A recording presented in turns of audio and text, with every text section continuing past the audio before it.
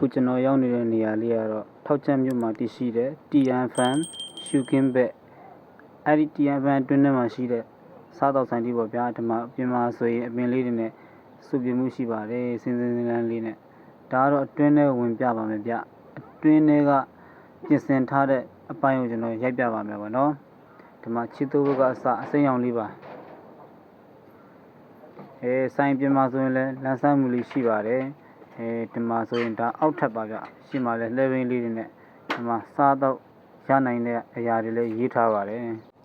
များသူငါလာရောက်လက်ပတ်တဲ့နေရာလေးပေါ့ဗျာဒီနေရာလေးဆိုရင်လည်းအများအားလူမပြတ်ပါဘူးဗျ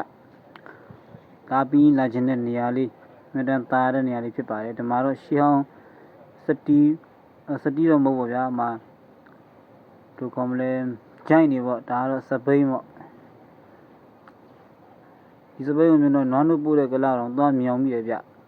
ဒီဘက်မှာဆိုရင်ကျွန်တော်လည်းဒါတော့မခေါ်တတ်ဘူးနော်ဒါကတော့ရှေးတုန်းကဆိုင်ငယ်ပေါ့ဒီမှာရုပ်ကလေးနဲ့ပေါ့နော်ဒါတော့ကျွန်တော်အကုန်ရိုက်ကူးတင်ပြထားတာပေါ့ကျွန်တော်လည်းဒါတွေမသိတော့မခေါ်တတ်ဘူးပေါ့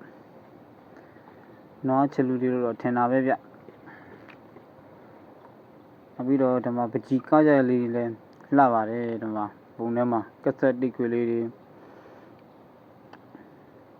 ဆိုင်ကလေးကတော့လမ်းသားပဲဗျဒီဘက်ခင်မှာတော့ဒါမျိုးတွေရှိမယ်လို့တော့မထင်တော့ပါဗျာ